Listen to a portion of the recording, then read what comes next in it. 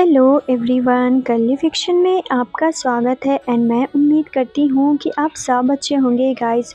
मैं first time आप लोगों के साथ एक स्ट्रेट स्टोरी लेकर आई हूँ और ये भी मेरे इमेजिनरी वर्ल्ड का ही एक हिस्सा है एंड मैं उम्मीद करती हूँ कि आप सब लोग इसे प्यार देंगे। और ये बहुत ही मिनी स्टोरी है तो आप लोग बोर बिल्कुल भी नहीं होंगे। तो चलिए शुरू करते हैं। और इस स्टोरी का नाम है स्नो इज़ मेल्टिंग, जहाँ आपको एक लड़की की स्टोरी पता चलेगी कि किस तरह वो अपने टीनेज एज में अपने फीलिंग्स के साथ वो किस तरह फंस जाती है और अपनी ही गलतफहमी के साथ वो किस तरह अपनी पूरी लाइफ को बर्बाद कर लेती है। तो इस कहानी का नाम मैं फिर से रिपीट कर दूं, इसका नाम है snow is melting. Snow is melting एक जापानी कल्चर पे बेस्ड एक लव स्टोरी है एंड ये कहानी दो स्टूडेंट के ऐसी उम्र की है जहां अक्सर लोग अपनी फीलिंग्स के साथ बह जाते हैं, यानी कि टीनेज एज की कहानी है। और लड़की का नाम हिमारी है और पूरी स्टोरी जापान के क्यूशू आइलैंड के एक छोटे से टाउन यानी एक छोटे से शहर की कहानी है।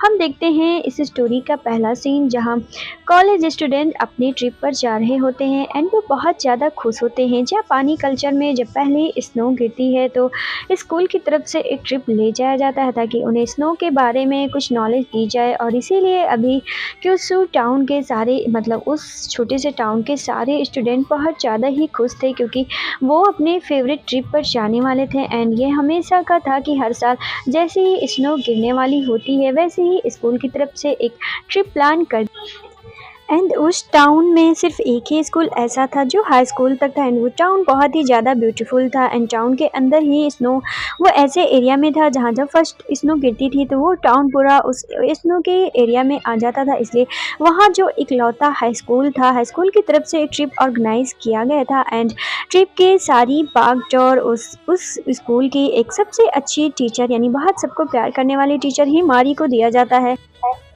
हिमारी उस हाई स्कूल की इकलौती और पहली लेडी टीचर हैं और वो टीचर क्यों बनी उसके पीछे भी एक वजह है। एंड हिमारी की एज अभी लगभग 44 ईयर है यानी वो 44 साल की हैं एंड वो अपने स्टूडेंट्स के साथ उस ट्रिप पर जा रही होती हैं। और जब वो उस टाउन के लास्ट एरिया पे पहुंचती हैं तो वो वहाँ बहुत ही ज़्यादा स्नो हो रही होती है। दिन के बज रहे होते हैं 5 और बहुत ही हैवी स्नो हो रही होती है। आप समझ सकते हैं कि स्नो कितना ब्यूटीफुल लगता है। सारे स्टूडेंट बहुत ही ज़्यादा खुश थे और जितने भी स्टूडेंट थे वो सब के सब टीनेज एरा में थे, यानी कि वो लगभग 14-15 साल से 18 साल के थे एंड वो सब लोग स्नो के आइडल्स बना रहे होते हैं, यानी स्नो की मूर्तियाँ बहुत सारा बना रहे, कोई दिल बना रहा होता है, कोई क्या लिख रहा होता है, सब एक दूसरे से खेल रहे होते हैं।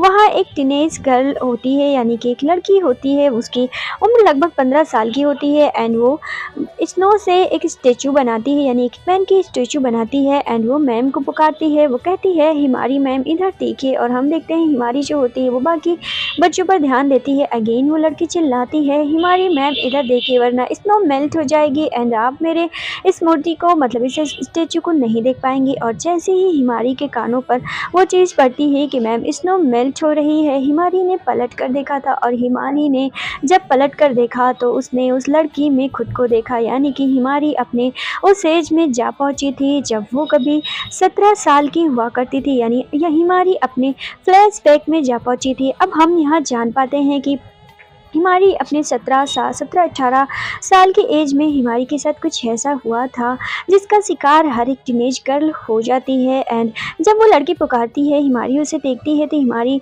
विजुअल्स में अपने उस एरा में चली जाती है जब वो 17 साल की थी। अब हम देखते हैं हिमारी जो होती है वो अपने बारे में सोच रही होती है कि वो किस तरह जब 17 साल की थी तो वो भी अपने टाउन में बहुत ही ज़्यादा एक्साइटेड थी स्नो को देखने के लिए। एंड जब उसके उसके कॉलेज की तरफ से यानी स्कूल की तरफ से वो ट्रिप प्लान किया गया था तो वो उस दिन बहुत ज़्यादा खुश थी। उसने कहा था मम्मा मैं आज जा रही हूँ, यानी वो अपनी मदर से रेडी होते हुए कह रही होती है कि मम्मा मैं आज पहली बार स्नोफॉल होते हुए देखूंगी, यानी टाउन के लास्ट एरिया में जो स्नोफॉल होती है वो मैं पहली बार देखने जा रही हूँ क्योंकि वहाँ सिर्फ स्टूडेंट ही जाते हैं और सिर्फ हाई स्कूल के स्टूडेंट ही जाते हैं। मम्मा मैं बहुत ज़्यादा खुश हूँ। और हिमारी की मम्मा उसके सिर पे हाथ रख के कहती हैं ये स्नो तुम्हारे लिए, तुम्हारी लाइफ के लिए एक ऐसा स्नो हो जो तुम्हारी ज़िंदगी ही बदल दे, सब कुछ अच्छा हो एंड सब कुछ लकी हो।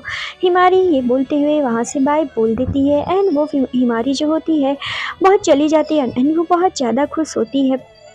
वो अपने सारे स्टूडेंट क्लासमेट के साथ वहाँ पहुँची थी एंड वो भी अपने सारे स्टूडेंट के साथ कभी बर्फ़ से खेलती, कभी उस पर कूदती एंड कभी वो स्टैचू बनाती एंड हम देखते हैं हिमारी के सारे दोस्त जो होते हैं वो सारे इधर-उधर हो गए होते हैं। हिमारी जो होती है वो अकेले स्टैचू बनाती रहती है और उसने फ़ैसला कर लिया था कि वो अपना बर्फ़ का सबसे बड़ा स्नोमैन बनाएगी, यानी सबसे बड़ा स्टैचू बनाएगी। और हिमारी ने मन में ठान लिया था कि भले ही सारे मेरे क्लासमेट मेरा साथ नहीं देते हैं, मैं सबसे बड़ा स्टैचू बना कर ही रहूँगी। एंड हिमारी जो होती है वो स्टैचू जो होती है वो बनाने लगती है एंड उसने बर्फ़ में यानी नादानी में आकर इतना बड़ा स्टैचू का वो सरफेस तैयार करने लगी कि वो खुद ही नहीं समझ पाई कि वो कितना बड़ा स्टैचू बनाने जा रही है। एंड वो बर्फ़ उठाती और एक दूसरे पर रखती, बर्फ़ उठाती एंड एक दूसरे पर रखती। और तभी हम देखते हैं पीछे से कोई बोलता है, मैम अगर आप इसी तरह बर्फ़ को रखती रहेंगी, इतना बड़ा स्टैचू अकेले बनाती रहेंगी तो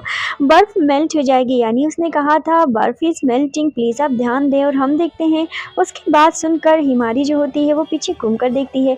वो कोई उसका क्लासमेट नहीं था और ना वो उसके टीचर थे, वो एक लड़का था जो लगभग हिमारी की ही एज का था, यानी देखकर ही लग रहा था कि वो 17 या 18 साल का ही होगा। हिमारी कुछ जवाब नहीं दे सकी। वो लड़का आगे आया और वो बर्फ़ उठाकर हिमारी की मदद करने लगा। हिमारी घबरा गई थी क्योंकि अगर टीचर देखते वो लड़का अनजाना था, वो कोई स्टूडेंट नहीं था। और हम देखते हैं वो लड़का मुस्कुराता है और कहता है, कोई बात नहीं टीचर, कुछ भी नहीं कहेंगे, मेरा नाम अकियो है और मैं यहाँ बर्फ़ क्लीन करने का काम करता हूँ। यानी कि यहाँ कुछ घर है रिच लोगों के और उनके घरों पर बर्फ़ गिरती है तो मैं यहाँ क्लीन करने का काम करता हूँ। एंड टीचर्स लोगों को भी पता है कि यहाँ हम जैसे लोग रहते हैं एंड वो कुछ नहीं कहेंगे। हम देखते हैं अकियो जो होता है वो हिमारी की मदद करने लगता है और हिमारी जो होती है जब आधा स्टैचू बन गया था तो वो भी हंसकर यही बात कहती है कि मैंने इतना बड़ा स्टैचू बना लिया था कि पूरी बर्फ़ जो होती है वो मेल्ट होने लगेगी। अगर मैं अकेली बनाती तो मैं कभी ये पूरा नहीं कर पाती। और हम देखते हैं उस दिन पूरे आधे घंटे हिमारी और अकियो ने मिलकर वो इतना बड़ा स्टैचू बना दिया था जिसको हिमारी कभी अकेले नहीं बना पाती। एंड हिमारी बहुत ज़्यादा खुश थी क्योंकि उसने खुद से किया हुआ वादा पूरा कर लिया था। जिस तरह उसने कहा था कि वो स्टैचू बना कर रहेगी तो उसने स्टैचू बना लिया था। एंड हम देखते हैं अकियो जो होता है वो मुस्कुराता है और वो हिमारी से कहता है कि जब भी हिमारी वहाँ स्नो देखने आएगी अपने टीचर्स के साथ, अपने ट्रिप के साथ, तब वो उस तरह स्टैचू बनाने में उसकी मदद करेगा। और हम देखते हैं हिमारी स्माइल करती है और उन दोनों में अच्छी दोस्ती हो जाती है, यानी हिमारी और अकियो के बीच बहुत अच्छी दोस्ती हो जाती है।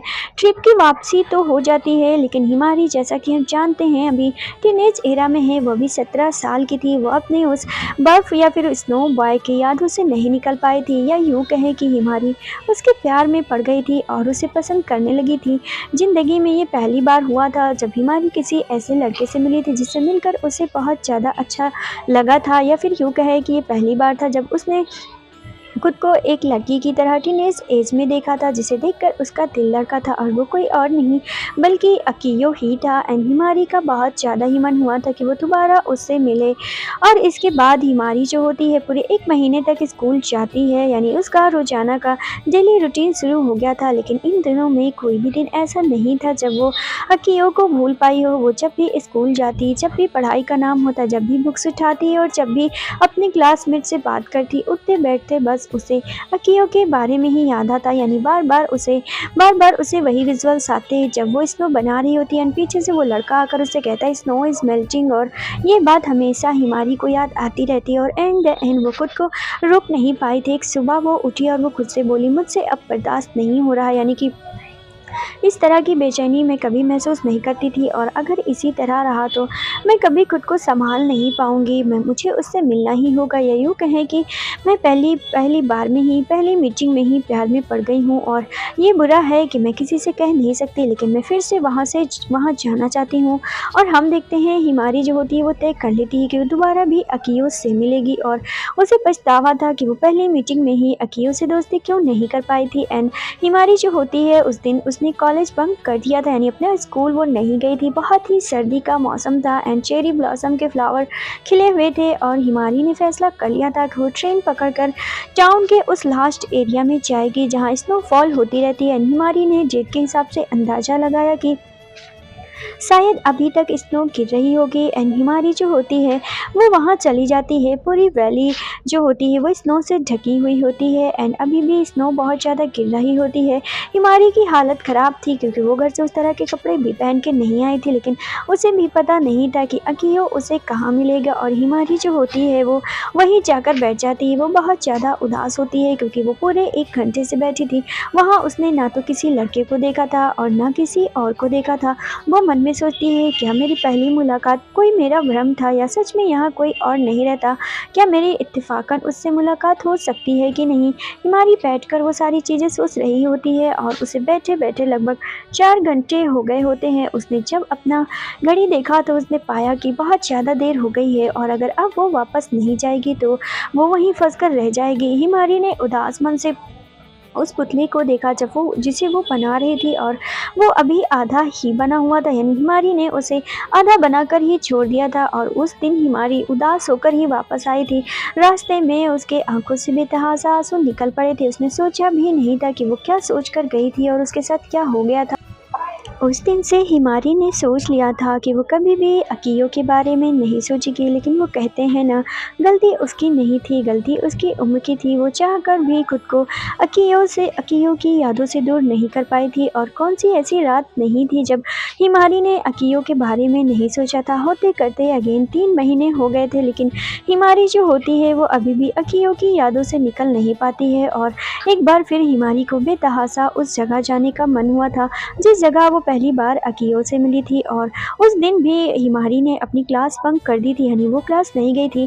पूरे 6 महीने बीत चुके थे जब वो अकियो से मिली थी और 6 महीने के बाद वो 2 बार वहाँ विजिट कर चुकी थी। अब ये तीसरी बार था जब वो वहाँ जा रही थी और ट्रेन में बैठकर वो एक ही बात सोच रही थी, अगर इस बार भी अकियो से उसकी मुलाकात नहीं हुई तो इसका सिर्फ और सिर्फ एक ही मतलब है कि पहली मुलाकात उसका सिर्फ विजुअल्स था या फिर कोई भ्रम था जिससे वो अभी तक निकल नहीं पाई।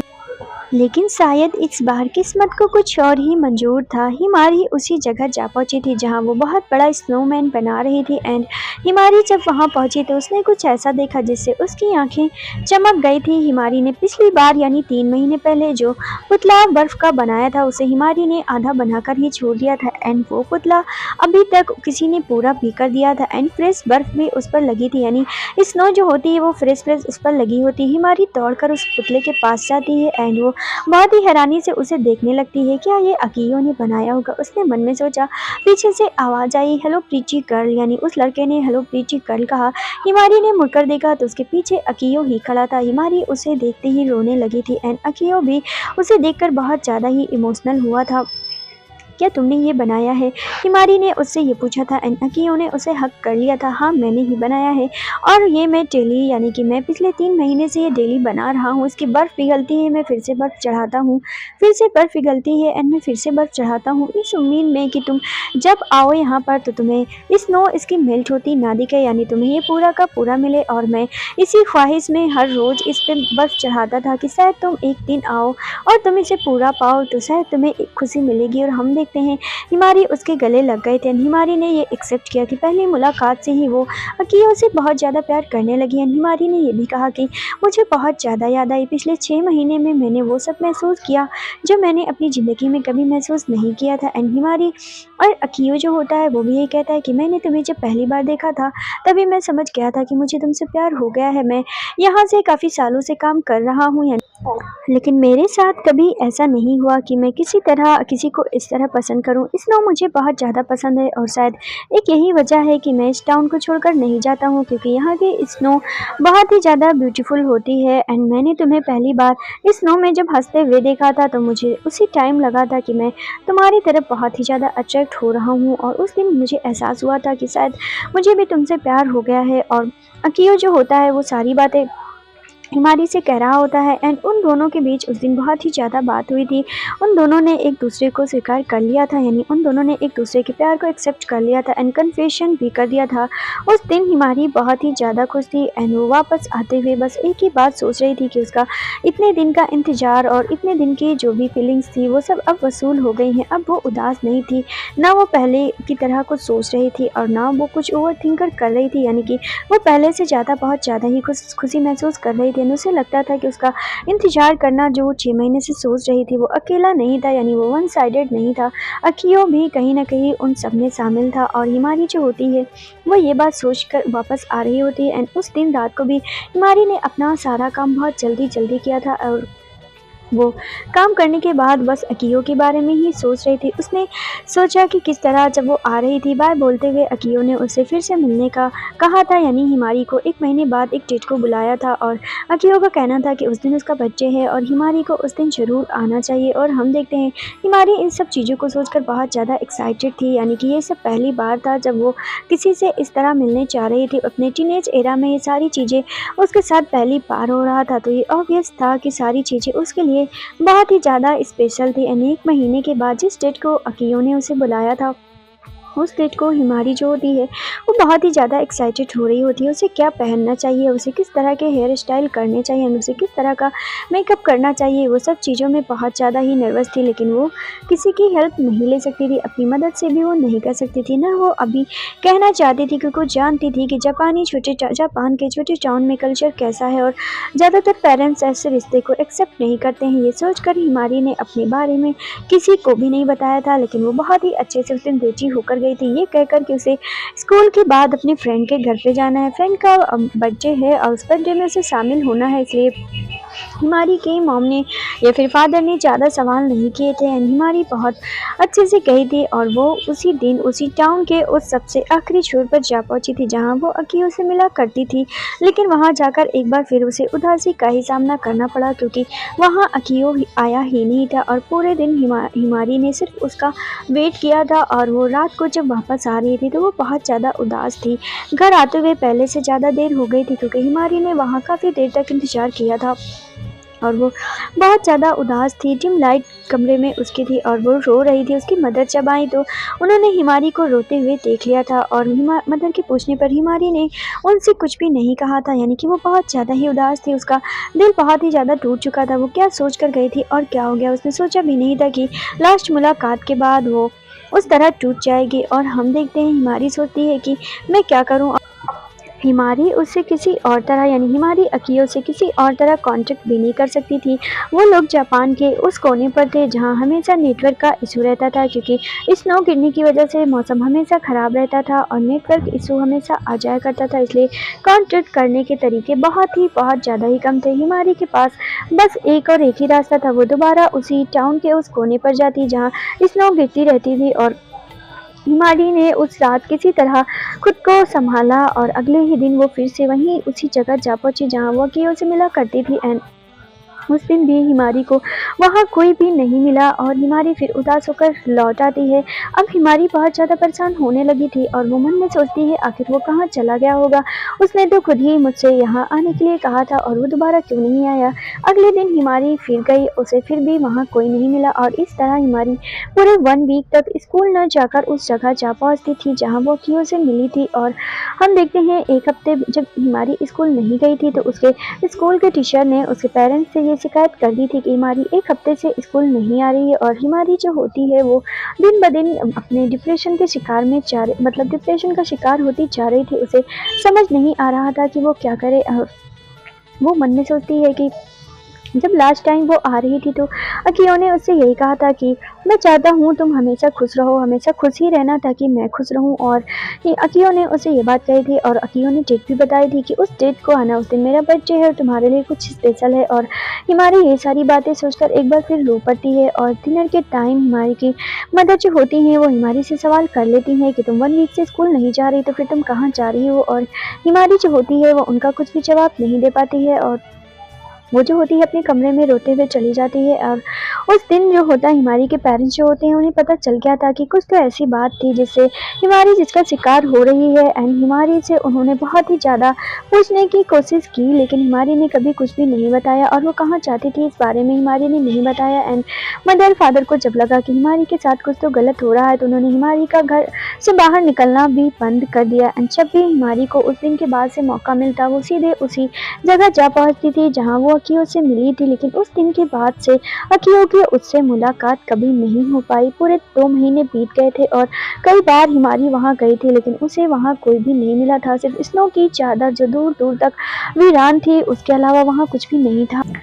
और इसके बाद हिमारी बहुत ही ज़्यादा डिप्रेशन का शिकार हो गई और इसके बाद वो बहुत ज़्यादा ही बीमार पड़ी। और एक दिन हिमारी ने अपनी दिल की बात अपनी बेस्ट फ्रेंड से बताई, यानी अपनी क्लासमेट से बताई। और वो क्लासमेट उस दिन हिमारी से मिलने आई थी क्योंकि हिमारी बहुत ही ज़्यादा बीमार थी। और हिमारी जो होती है उससे बताते अकियो के बारे में बताते बताते रोने लगती है। एंड हिमारी की जो बेस्ट फ्रेंड होती है वो उसे संभालते हुए कहती है, वो लड़का धोखेबाज था, यानी उसने तुम्हें धोखा दिया, तुम उसके बारे में क्यों सोच रही हो? अगर उसे धोखा नहीं देना था तो उसने अचानक से तुमसे मिलने से इनकार क्यों कर दिया? वो मिलने ही नहीं आया, इसका मतलब वो जानबूझकर कर रहा है। और ऐसा ही क्या था जो वो नहीं आता? और हम देखते हैं हिमारी जो होती है उसके दिमाग में वो सारी बातें बैठ गई थी। एंड वो अकियो से अब बहुत ज़्यादा ही गुस्सा हो रही थी, वो बहुत ज़्यादा नफरत करने लगी थी। वो उसकी पहली ज़िंदगी में ऐसा हादसा हुआ था जब वो किसी और से अटैच हुई थी और उसके बदले में उसे क्या मिला था हिमारी ने कभी सोचा भी नहीं था। और अपनी दोस्त के बातों में आकर हिमारी को उससे बहुत ज़्यादा बेतहाशा नफरत होने लगी थी। लेकिन ऐसा नहीं था कि हिमारी ने उस जगह जाना छोड़ दिया था, वो एक बार अकियो से मिलकर सवाल करना चाहती थी और हिमारी ने जो वहाँ जाना छोड़ा ही नहीं था। इस तरह पूरे 1 साल निकल गए थे और हिमारी अब पूरे 18 साल की हो गई थी। अब उसके आंसू भी सूख चुके थे लेकिन वो जब भी वहाँ जाती वहाँ से उदास होकर भी वापस आती थी।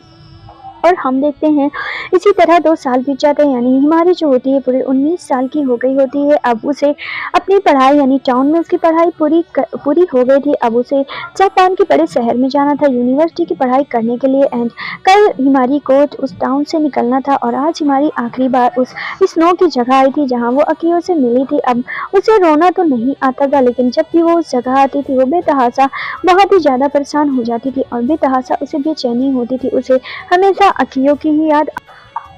और उस दिन भी अकियो वहाँ नहीं आया था। हिमारी जो होती है वो उदास मन से वापस आई थी। अब तो उसे यकीन भी हो चला था कि वो सब कुछ जो उसके साथ हुआ था वो एक भ्रम था, कभी वो सच था ही नहीं। और हम देखते हैं हिमारी जो होती है वो अपना छोटा सा टाउन छोड़ देती है और वो अपनी पढ़ाई में लग जाती है। वो पूरे 19 साल की हो गई थी और हम देखते हैं हिमारी जो होती है मेहनत से अपनी यूनिवर्सिटी की पढ़ाई करती है लेकिन वहाँ वो कभी किसी भी लड़के से अटैच नहीं हो पाई थी। उसकी बस एक ही वजह थी कि हिमारी अभी तक उसकी यादों से निकल ही नहीं पाई थी, यानी अकियो की यादों से वो कभी निकल ही नहीं पाई थी। और ना कभी उसका कोई बॉयफ्रेंड था, ना वो किसी के साथ प्यार में थी और ना उसका कोई दोस्त था। उसका मन ही नहीं लगता था। कोई भी साल ऐसा नहीं था जब स्नो गिरने के मौसम में हिमारी उसे याद ना करती थी और कोई भी साल ऐसा नहीं था जब हिमारी की ख्वाहिश वहाँ जाने की ना होती थी। वो दिन ब दिन आगे बढ़ती जा रही थी, अपनी पढ़ाई पूरी करती जा रही थी लेकिन वो अभी भी अपने उस टीनेज एज में थी जहाँ वो कभी अकियो से मिली थी। और इस तरह हिमारी ने 5 साल यूनिवर्सिटी की पढ़ाई की और 5 साल बाद जब वो पूरी तरह से 24 साल की हो गई थी वो एक बार फिर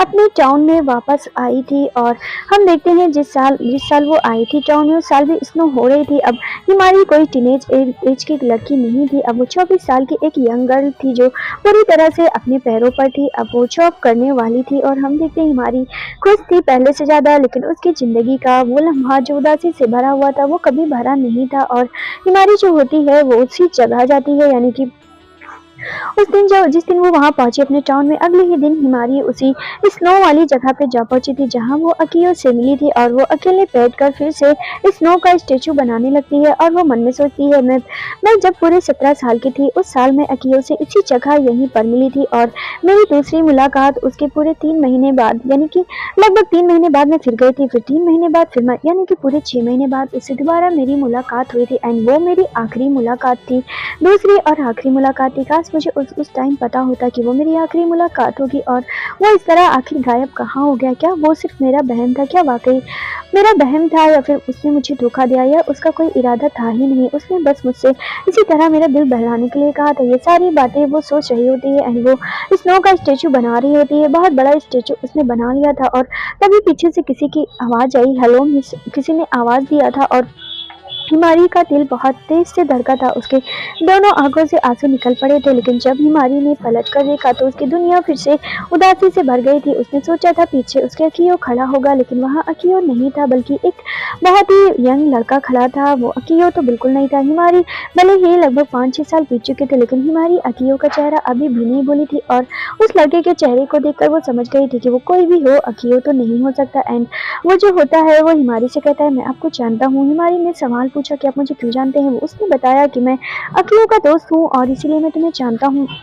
हिमारी जो होती है वो कहती है, तुम अकियो को कैसे जानते हो, वो कहाँ है और वो क्यों नहीं आया दोबारा, वो कैसा है। उसने बहुत सारे सवाल बेतहासा पूछ लिए थे। वो पिछले 7 सालों के सवाल थे जो 1 मिनट में कभी बयान नहीं हो पाते। हिमारी के सवाल के साथ साथ उसके आंसू भी बह जा रहे थे। एंड वो अकियो का दोस्त होता है। वो हिमारी को अपने हाथों में लिया हुआ एक स्टेचू यानी कि अपने हाथों में लिया हुआ एक पेंटिंग का बुक देता है, जिसमें बहुत सारी पेंटिंग्स बनी थी। जो पेंटिंग्स हाथ से बनाई गई थी वो कॉपी थी, किसी ने पेंटिंग्स को उतारा ही था। और हम देखते हैं वो जो दोस्त होता है वो हिमारी से कहता है कि ये अकियो की डायरी है, यानी अकियो की डायरी है। और अकियो पेंटिंग का बहुत ही ज़्यादा लवर था, यानी बहुत बड़ा लवर था। वो अपनी हर एक मोमेंट को पेंटिंग के रूप में उतारा करता था। और ये मैं तुम्हें देना चाहता हूँ, इसमें तुम्हें सारे सवाल के जवाब मिल जाएंगे। वो क्यों नहीं आया था, उसे क्या हुआ था, और वो सारी चीज़ें जो तुम्हें मिल जाएंगे। और हम देखते हैं वो कहता है कि मैं बस तुम्हारे लिए ही यहाँ आया हूँ, क्योंकि मुझे पता था तुम एक दिन मुझे यहाँ मिल जाओगी। मैं अक्सर यहाँ आया करता हूँ, लेकिन आज मेरी मुलाकात तुमसे हो गई एंड मैं फिर अपनी सिटी वापस जा रहा हूँ। मैं सिर्फ ये देने के लिए तुम्हें आया था। और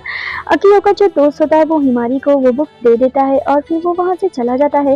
हिमारी जो होती है वो अकियो का वो डायरी ओपन करती है और वो एक एक पेज देखती रहती है। कुछ उसमें पेंटिंग्स ऐसी थी जो अकियो के पहले की थी। एंड हिमारी ने जब खुद को उस स्टेचू में, यानी हिमारी जब पहली बार वहाँ गई थी और वो स्टेचू बना रही थी, अकियो ने उसे भी उतारा हुआ था और नीचे अकियो ने हार्ट बनाया हुआ था। यानी वो पहली बार जब उसने हिमारी को देखा था उसने उसे दिल दे दिया था और उसने ये चीजें अपनी पेंटिंग में बनाई थी। एंड अगला पेंटिंग वो था जब अकियो रोज उस जगह जाया करता था और अकेले अकेले उदासी में वो पेंटिंग बनाया करता था। एंड 6 महीने बाद जब वो फिर से हिमारी से मिला था, उस पेंटिंग को भी अकियो ने उतारा हुआ था और उसने नीचे लव लिखा हुआ था। यानी उसने कन्फेशन किया था अपनी पेंटिंग्स में कि वो हिमारी से लव करता है। एंड वो उसने कन्फेशन भी कर दिया है। ना कि उस दिन जो उन लोगों के बीच की बात हुई थी, जो वादे कस्में हुए थे और जो चीज़ें कन्फेशन में अकियो ने कही थी, वो सारी चीज़ें उसने अपनी पेंटिंग में उतारी थी। एंड उसने पेंटिंग में बनाकर इनडायरेक्टली ये भी कहा था कि मैं चाहता हूँ तुम हमेशा खुश रहो, तो हमेशा खुश रहने की कोशिश करना, वो भी मेरे लिए। अकियो ने ये बात कही थी। एंड अगला पेंटिंग देखकर हिमारी के रोंगटे खड़े हो गए थे और उसकी दोनों आंखों से आंसू निकल रहे थे।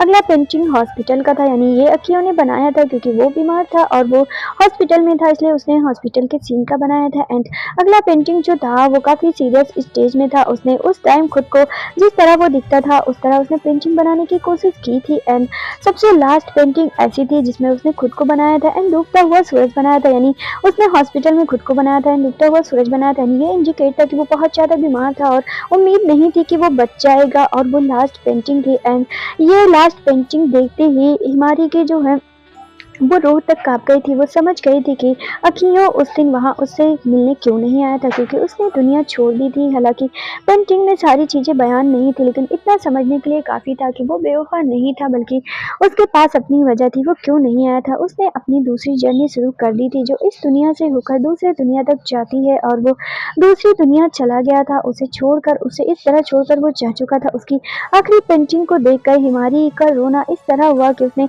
7 सालों में उसे बेवफा समझकर भी इतना नहीं रोई होगी जिस तरह वो आज रो रही थी। और उसे हर चीज़ पर पछतावा हो रहा था कि उसने अकियो को गलत क्यों समझा, लेकिन उसके दिल में कहीं ना कहीं उसके लिए प्यार था और वो बहुत ज़्यादा ही रो रही थी, क्योंकि वो बस अकियो से 2 बार मिली थी और उसे नहीं पता था कि वो उसकी दूसरी मुलाकात ही उसकी आखिरी मुलाकात होगी। वो कभी सोच भी नहीं सकती थी कि जिस इंसान से वो इस तरह प्यार करती है उससे ज़िंदगी में 2 ही बार मिलेगी। और ये सबसे बड़ा दुख उसकी ज़िंदगी में था जिसे वो कभी भुला नहीं सकती थी। और वो जो होती है हिमारी जो होती है वो उस दिन वहाँ बैठकर जितना रो पाती है उतना रोती है। और फिर वो कसम खा लेती है वो कि वो कभी स्नो को नहीं बनाए, क्योंकि उसका स्नो स्टेचू जो है वो पूरी तरह से मेल्ट हो गया है। एंड आखिरी जो अकियो ने जो आखिरी पेंटिंग बनाई थी उसमें स्नो मेल्टिंग का भी सीन उसने बनाया था कि किस तरह स्नो मेल्टिंग हो रही है, यानी वो धीरे धीरे खत्म हो रहा है। उसने खुद को स्नोमैन की तरह दिखाया था और हम देखते हैं हिमारी जो होती है वो अगेन उस पेंटिंग को देखकर कांप तक जाती है। वो चीखती है और वो बेतहासा चीखती है, लेकिन दूर दूर तक उसे सुनने वाला वहाँ कोई नहीं था। और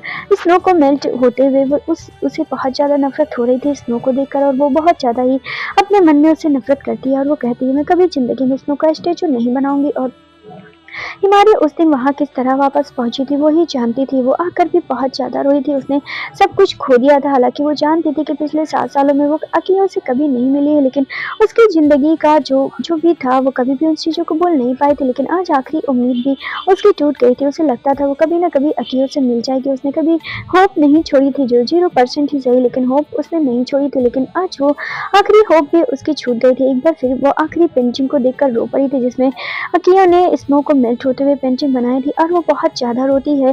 पूरी रात रोने के बाद जब सुबह हिमारी की आँख खुलती है तो उसने उगता हुआ सूरज देखा था। एक बार फिर उसकी आंखों में आंसू आए थे और एक बार फिर उसने अकियो की सारी पेंटिंग को देखा और हिमारी की नज़र उस पेंटिंग पे जा पहुंची थी, जिसमें अकियो ने कन्फेशन किया था कि मैं चाहता हूँ तुम जिंदगी में खुश रहो, मेरे लिए ही खुश रहो, लेकिन तुम हमेशा खुश रहो। और उसी पेज पे हिमारी ने उस पेज को देखा और उसी पेज पर अपने आंसू की टुबोन गिरा दी। और हिमारी ने फैसला कर लिया कि वो जिंदगी में खुश रहेगी, अपने लिए ना सही वो अकियो के लिए खुश रहने की कोशिश करेगी। उस वक्त हिमारी 24 साल की थी एंड हिमारी ने उस दिन से लेकर उस टाउन से कभी न जाने का फैसला कर लिया। और उसे स्कूल में, जहाँ वो हाई स्कूल हुई थी, उसी स्कूल में उसने टीचर की नौकरी कर ली और तब से हिमारी उसी स्कूल में पढ़ाती है, यानी कि अब वो टीचर हो गई है। एंड मैंने शुरुआत में जिक्र किया कि हिमारी अब 44 ईयर की हो गई, यानी वो 44 साल की हो गई है। उसने कभी किसी से लव नहीं किया, ना कभी वो किसी के रिलेशनशिप में आई। उसके लिए अकियो ही उसका पहला और आखिरी प्यार था, जिससे वो ज़िंदगी में सिर्फ 2 ही बार मिली थी। और हम देखते हैं हिमारी जो होती है वो अपने इस फ्लैशबैक को याद कर रही होती है, जब उसके स्टूडेंट ने कहा था स्नो इज मेल्टिंग, एंड हिमारी जो होती है वो अभी उसी देख रही होती है। मैम देखिए ना, स्नो इज मेल्टिंग उसने एक बार फिर कहा था। हिमारी की आंखों से एक बार फिर आंसू निकल पड़े थे और उसके कपड़ों को वो बहुत ज़्यादा भिगो रहे थे। हिमारी ने चाहा कि वो फूट फूट कर रोए। आज वो 44 साल की हो गई थी, उम्र के उस पहली पर पहुंच गई थी जहां से वो बस अकियो की यादों को देख सकती थी। और वो यादें जो बहुत कम थी, बहुत ज़्यादा ही कम थी, यानी सिर्फ 2 मुलाकात ही उसके बीच की थी। और हिमारी आज तक अपने उस पहले प्यार की यादों से खुद को निकाल नहीं पाई थी और वो बहुत ज़्यादा रोने लगती है। हम देखते हैं वो स्टूडेंट जो होती है वो हैरानी से उसकी तरफ देखती है, यानी मैम की तरफ देखती है। एंड अगले ही पल हिमारी जो होते हैं वो अपनी आंसू जो होती है वो पोंछती है और वो फिर से अपने दिल पर हाथ रखती है और अकियो की उस पेंटिंग को याद करती है, जिसमें अकियो ने कन्फेशन किया था कि तुम जिंदगी में खुश रहो और हमेशा खुश रहो, मैं बस यही चाहता हूँ, अपने लिए ना सही मेरे लिए खुश रहो। और हिमारी ने अपने आंसू पोंछे थे और अपनी उस स्टूडेंट को रिस्पॉन्स किया था कि यस स्नो मेल्ट हो रही है, तुम्हें फिर से बनाना चाहिए, उसने होप दी थी। और हम देखते हैं वो हिमारी जो होती है वो मुस्कुराते हुए सारे स्टूडेंट से कहती है कि टाइम हो गया है, हमें वापस आना चाहिए, जाना चाहिए, एंड अब हम यहाँ अगले साल ही आएंगे। और ये कहते हुए सारे स्टूडेंट जो होते हैं वो बस में बैठ जाते हैं एंड हिमारी भी अपनी आगे सीट पे बैठी हुई होती है, बस चल देती है। और हिमारी जो होती है वो बस के शीशे से उस पीछे छूट रही स्नो को देख रही होती है, जहाँ कभी उसने खुद को 17 साल के उस पर पाया था। हिमारी ने रोने की कोशिश की, लेकिन उसने अपनी आंखों से आंसू वापस आने नहीं दिए, क्योंकि वो चाहती थी कि अकियो हमेशा उसे देखकर खुश हुए और वो उसके लिए खुश रहना चाहती है। और इस स्टोरी का एंड यही होता है। इसे हैप्पी एंडिंग तो नहीं कहा जा सकता, लेकिन इसे सैड एंडिंग भी हम नहीं कहेंगे। ज़रूरी नहीं कि कोई इंसान लाइफ टाइम हमारे साथ रहे, हम कितना उसके लिए रहते हैं ये मैटर करता है। एंड हिमारी ने ये जाहिर कर दिया था कि भले ही अकियो उसके साथ नहीं था, वो अकियो के लिए पूरी लाइफ टाइम अकेले रह सकती है और खुश भी रह सकती है, और वो वैसे ही रहेगी जैसा वो अकियो के साथ रहेगी। और पेशेंस और सारी चीज़ें उसने अपने जीवन में सीखी थी, जो उसने बहुत कम एज में पाई थी। और इस स्टोरी से ये भी साबित होता है कि कभी कभी टीनेज एरा में कुछ चीज़ें ऐसी हो जाती हैं जिसे हम कभी ज़िंदगी भर नहीं भूलते हैं। एंड आई होप ये स्टोरी आपको पसंद आई होगी। मैं जानती हूँ ये हैप्पी एंडिंग तो नहीं, बट फिर भी ये स्टोरी पसंद करिएगा।